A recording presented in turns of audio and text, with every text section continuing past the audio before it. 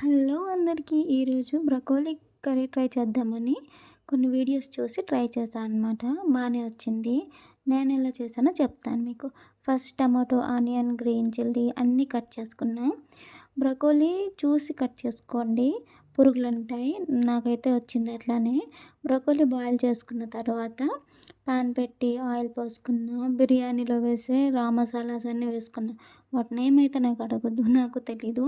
తర్వాత onion, chilli అన్నీ వేసి ఫ్రై చేశాను అనమాట.